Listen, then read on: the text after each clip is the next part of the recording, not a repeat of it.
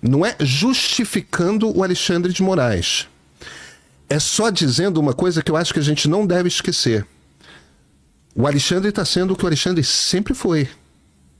A partir do momento que ele é o ministro responsável por esse processo, ele está sendo o que ele é. Essa é a visão de justiça que ele tem, é essa maneira como ele compreende o processo de justiça, e não tem, com um ministro como ele, como ser diferente. Em algum momento, a gente vai ter que parar para pensar, quando a gente conseguir voltar a respirar, voltar a conversar e começar a pensar em reconstruir essas instituições, a gente vai ter que olhar para a justiça. E a gente vai ter que olhar para a justiça em muitos aspectos. Um deles é justamente esse. Vem cá. Que tipo de justiça nós esperamos? A gente quer uma justiça que é assim punitivista nesse termos, dessa maneira que nós queremos? Vamos voltar para a Lava Jato. A quantidade de prisões provisórias que a Lava Jato impôs. Criou um bando de prisão provisória com um único objetivo: tira a liberdade de caras que estavam acostumados com vida muito boa, que eram muito ricos, muito poderosos, para que eles fiquem desesperados e comecem a delatar. Essa foi a estratégia do Moro. Não é muito diferente do que a gente está fazendo. Naquela época, não. Tem que elogiar, tem que ser isso, tem que ser aquilo. É isso que a gente espera? É assim que a gente quer fazer justiça? Não estou dizendo que não possa ser, a gente pode ser o que a gente quiser ser como nação, tá? Mas a gente precisa ter uma coerência, que é uma coerência que precisa começar por uma discussão de princípios. E a partir do momento que a gente estabelece quais são os princípios que a gente deve seguir, a gente deve seguir aqueles princípios para os nossos amigos e para os nossos inimigos. E, cara, o desafio da democracia, com qualquer direito, é sempre quando se trata dos nossos inimigos. Olha, deixar os nossos amigos falarem a bobagem que eles quiserem é fácil. O difícil é tolerar o discurso de quem está falando as coisas que nós consideramos as maiores atrocidades. Mas eu acho que tem um ponto importante, que se deu essa trajetória do Alexandre de Moraes, mas é que saber que cargo você está ocupando. Você pode ter os valores, mas você tem que saber que cargo você está ocupando. E é interessante que teve uma trajetória muito importante na história dos Estados Unidos, teve um papel fundamental na formação da Suprema Corte Americana, foi um juiz chamado John Marshall. John Marshall foi juiz da Suprema Corte Americana no começo do século XIX, 1800, foi até 1835, ele ficou 34 anos na corte. Mas ele era um ajudante de ordens na guerra com o George Washington, depois foi deputado, depois foi ministro, foi secretário de Estado, e aí acabou sendo nomeado para a Suprema Corte pelo John Adams. E ao assumir isso, toda essa bagagem política dele só serviu para ele atuar como guardião da Constituição. Como é que eu faço a Constituição valer nas disputas? E muito do que é a Suprema Corte americana até hoje foi muito que seguiu o John Marshall. O John Marshall podia ter sido um desastre, porque ele era justamente ter sido um passado muito político, militar, tal, que ele tinha uma visão extremamente política da Constituição americana e poderia ter ali desandado, né? E foi exatamente o oposto. Você entendendo que agora que eu sou da Suprema Corte, eu tenho que agir como guardião dessas liberdades individuais, máximo de liberdade para o indivíduo, limitar o poder do Estado e fazer com que os Estados Unidos funcione dentro do espírito dos Founding Fathers, dos caras que escreveram a Constituição americana. E essa coisa normativa a gente não tem, por essa visão bem colocada pelo Pedro, essa coisa punitivista. Não, você quer dar a sua pitada na interpretação, mas não é a tua pitada, é o que está ali, qual é o espírito do Constituinte 88. E entendendo a história do Brasil, que sai de um governo autoritário, justamente a Constituição era resguardar ao máximo a liberdade individual, tanto que vira cláusula pétrea, que nem com emenda constitucional você consegue mexer. Porque, de tão precioso que isso é. Então, no momento que isso começa a ser tratado de maneira subjetiva, você está desvirtuando totalmente qualquer espírito da Constituinte. Então, eu entendo que às vezes você tem que assumir um cargo, apesar dos teus valores, da sua história, você tem que falar, opa, agora o meu chapéu é esse. Né? Como você, qualquer bom jornalista, não é que você vai fazer eu tenho que fazer a pergunta inteligente, tem que estudar aqui a história para eu entrevistar bem o Pedro, entrevistar bem o Vilela, etc. Porque se não for assim, não sai entrevista. Então, e eu acho que isso é que está faltando hoje na Suprema Corte. Está faltando assim, quem é o John Marshall? Quem é o cara que fala assim, cara, vamos Vamos honrar o que está na Constituição. Vamos honrar os princípios dessa Constituição que foi dado por nós, por gerações de 88. Para a gente não ter que fazer a 8ª Constituição no Brasil. Aliás, eu tenho horror a essa turma que quer fazer nova Constituição. Porque vocês não têm noção. O que a gente tem que fazer é melhorar a nossa Constituição, aprimorar, inclusive desconstitucionalizar muito tempo, que não é matéria constitucional, que devia ser matéria de lei ordinária, que acaba criando essa poluição na discussão das liberdades fundamentais da Constituição. A Constituição devia ter a parte normativa da organização do Estado e liberdades individuais de uma outra ponta. O resto tem que estar em lei ordinária. Então é muito mais fácil um processo de desconstitucionalizar do que inventar uma nova Constituição. Sam, quer falar alguma coisa? Eu estava ouvindo vocês falarem sobre as raízes do Alexandre de Moraes, e enquanto vocês falavam, eu achei um vídeo que eu gravei em 2015. Em 2015, o Alexandre de Moraes era secretário de Segurança Pública de São Paulo e eu era um estagiário. Mas teve um homicídio de um prefeito e ele foi fazer uma coletiva, né, um quebra-queixo que a gente chama, e aí o Moraes reagiu assim quando um dos repórteres pediu para que ele falasse o nome dele. O Kratos vai colocar aí pra gente o vídeo.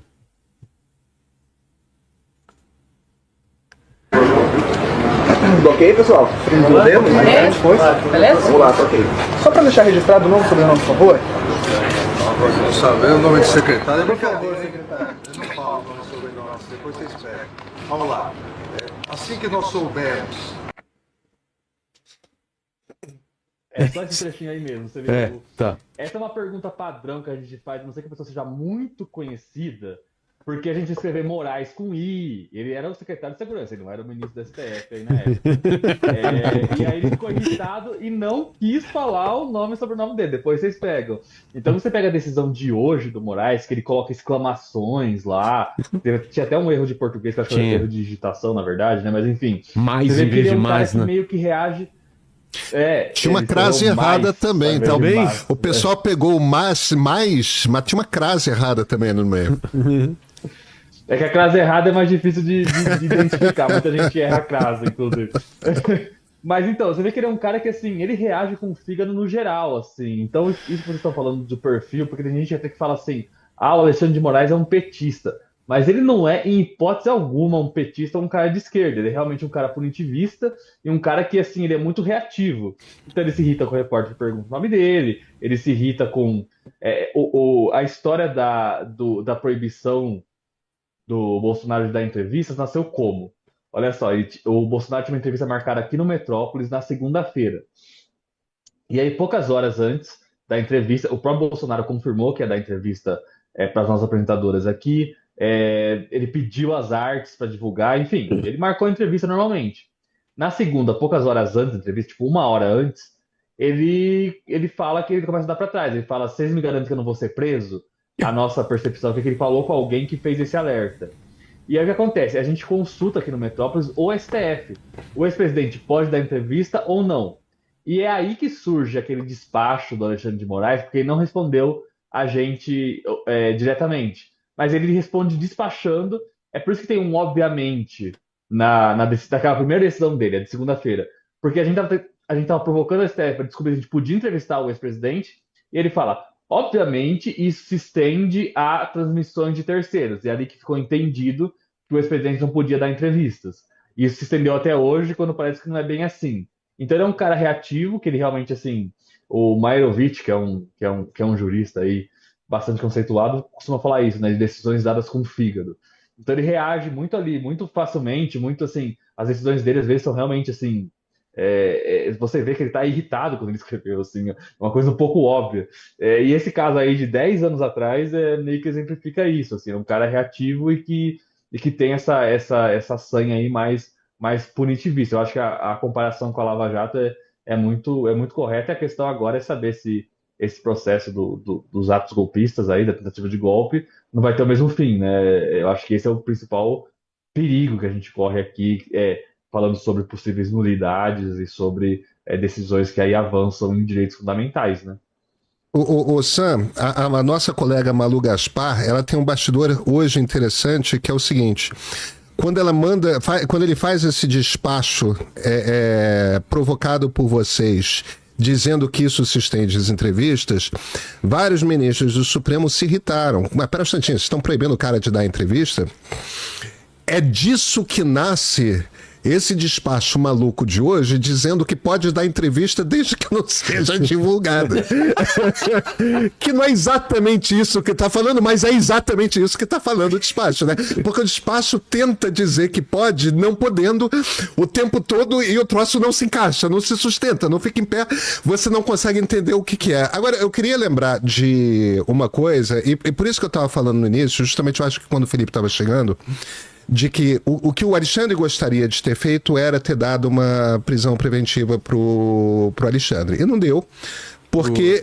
Desculpa, pro Bolsonaro. E não deu, porque o STF, e isso é uma coisa que praticamente todos os ministros do STF concordam, eles estão interpretando essa ação do Eduardo Bolsonaro nos Estados Unidos como uma tentativa de pressionar o Supremo de interferência na justiça.